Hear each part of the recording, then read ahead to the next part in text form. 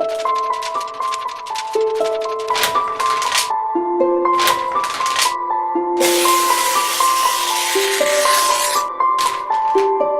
در محله کوهدامن شهر کلوب قرار داریم. از سال 2002 این جانب این محله را با نام شاعر خلقی تاجیکستان اشور سفر نامگذاری کردند. چرا؟ به خاطر که این شاعر برجسته در همین محله زندگانی کرده است.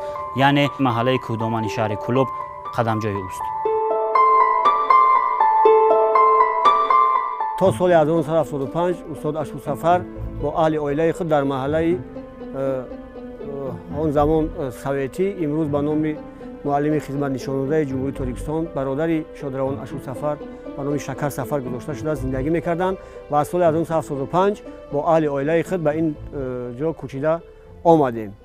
خب این خانه در عرفه 2700 سالگی شهر کلوب بنابر آنی که استاد اشور سفر از سال 83-84 این جانب با مبلغ‌های شخصی خود که از نوک قلم خود به دست آورده بودند و بنیاد کتابخانه دست زدند، چون بسیار هوس داشتند میخواستند که در قطار ایجادیات بسیار غنی خود برای مردم شهر کلوب، برای مردم تاجیکستان یک کتابخانه آثارخانه نیز از خود باقی گذارد.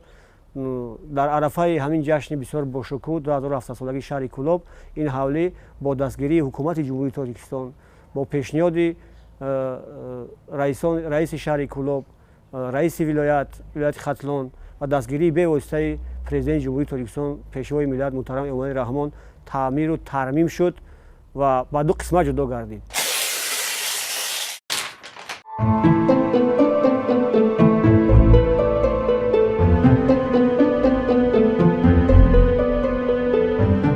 آنچه که از استاد اشور سفر در برابر کتاب‌های ایجاد کردهش، آن تحفه‌هایی که هنگام سفرهای خود این یا آن دوستش، همکارش، همقلمش تبریک کرده است.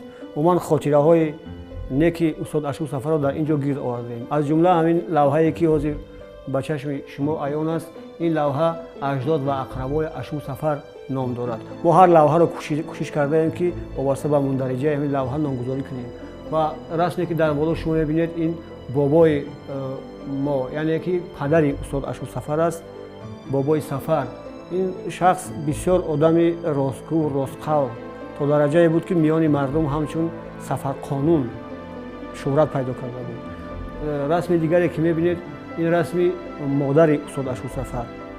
پایان‌تر از آنها برادر شادروان، برادر بزرگ استاد اشور سفر، امک امام علی، امک شکر سفر. تا جایی میدونم شکر سفر اولین معلم خدمت نشان‌دهنده جمهوری تاجیکستان از شهر کلوب بودند. از صنف هشتمیشون بعد ختم صنف 8 در ساحه معارف کار کردن، بسیار شخصی بزرگ بودند. نیاز سفرویش کارمند شایسته جمهوری تاجیکستان برای همه بینندگان عزیز، برای همه شهروندان تاجیکستان شناس هستند. خب دادر خوردیشون امک مراد، خب این کس خواهرانشون، این کس رسمی مادر بزرگوار من. و در اینجا ما گفتن نماند که یکی از شخصان بزرگ رو ما در این لوحه برای چی جا دادیم؟ در لوحه اجداد و اقربای استاد اشور سفر. وقتی که استاد اشور سفر در بیمارخانه بگیم حکومتی در شهر کلوب همچون بیمار میخوابیدن، راستگاه به ما فرزندانشون وصیت کردن که اگر من از دنیا گذرم از شما خواهش دارم که دوستی از همه در نزدیک من سعید شریف مرا به خاک سپارد. وقتی که از دنیا از عالم گذشتن این کس در ناحیه اصفهان به گمانم بودند. خیریت که خوشبختانه که در وقت موافق آمده رسیدند و ما وصیت پدرمان رو اجرا کرده توانستیم. آنقدر حجت، آنقدر رسم، آنقدر خاطره های در آثارخانه هست که ما آنها رو در یک چند لوحه جدا نتوانستیم. بنابراین چند لوحه دیگر به طرز دیگر آماده کرده ایم و هر یک لوحه چنانکه که گفتیم نامگذاری شده است. مثلا لحظه های ناتکرار، اینجا رسم ها از برگزاری هر گونه چهاربینی هایی که در شهر نایه‌های چه ولایت و جمهوری و بیرون از آن برگزار شده بودند با شرکت استاد شادروان اشور سفر جمع آورده ایم. در اینجا حجت هایی که در لحظه های گوناگون حیات استاد همچون عضو اتفاق نویسندگان тоҷикистон, ҳамчун узви иттифоқи нависандагони иттиҳоди шӯравӣ, ҳамчун шоири халқи тоҷикистон сафар мекарданд ва ҳуҷҷатҳое ки вобаста ба ҳаёту фаъолияти устод ҷамъ овардаем дар инҷо ҷой дода шудааст. ва инҷо як лавҳаи бисёр ҳам нодир гуфта мешавад, чунки бо яке аз аксҳо ҳангоми сафари устод ба ҷумҳурии исломии Эрон ва тӯҳфаи нодире ки агар хато накунам соли 94 рафта буданд, куртаи чакани кулобиро тӯҳфа буданд ба оғои Али Асғари Шердӯст. Дар инҷо дастхатҳое ки ҳам аксаран аз худи устод мо гирд овардаем, бисёр дӯст медоштанд. Устод Муҳаммад Ғоиб низ дар як суҳбате қайд карда буданд, ду ҷилди фарҳанги сабзи тоҷикро ҳамчун кӯҳу пуштаҳои Тоҷикистон бисёр дӯст медоштанд. доимо ҳамроҳашон буданд, гоҳе варақ мезаданд, гоҳе бисёр кайфият мебуданд. ба баҳонаи ягон калимаро масалан барои дар хотираш зинда шудан варақ задан, байтҳое ки дар ҳамон фарҳанг оварда шудааст, аксарашонро устод Ашурсафар азёд медонистанд. ва инҷо як бисёр як дастхате ҳаст ки баробари хонданаш аз ташрифи устод қутби киром ба хонаи мо, аз дӯстии ин ду шахсияти бузург, аз нигоҳи гарми онҳо баробари хондани ҳамин шеър дар тасаввури бинанда пайдо мешавад, хонанда пайдо мешавад. барои Ашурсафар омадам, набудӣ рафтам. набудед нагуфтааст, омадам, набудӣ рафтам, яъне он қадар ҳамдигарро эҳтиром мекарданд ки ба шакли танҳо ба ҳамдигар муроҷиат мекарданд. маводи корӣ чуноне ки гуфтем, устод Ашурсафар ба сифати хабарнигори кумитаи радио ва телевизиони ҷумҳурии Тоҷикистон солҳои зиёд фаъолият доштанд. ҳамчунин дар рӯзномаи шаҳрии Навиди Кулоб фаъолият мекарданд ва инҷо амон лентаҳое ки бо овози Ашурсафар хеле мумкин ҳозир шунавида нашавад, аммо ҳамчун хотира нигоҳ доштем. ва айнаке ки масалан вақте ки қувваи босираи эшон кам шуданд, бо он китоб мехонданд. соате ки дар ин ҷо ҳаст,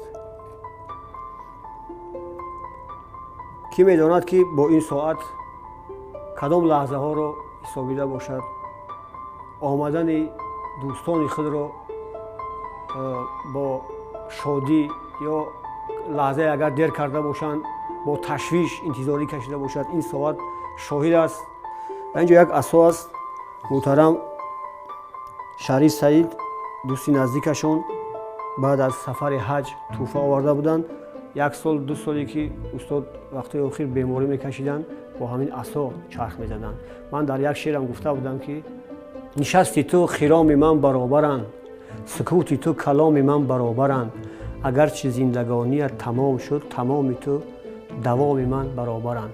шеър баъд дароз аст, баъд охираш ҳамин хел аст ки чӣ коғазе ки кардаи қаламсиёҳ, фаро бигирам он ҳама кашида оҳ, валек он чи бо асо навиштаӣ, чӣ гуна ҷамъ оварам зируи роҳ.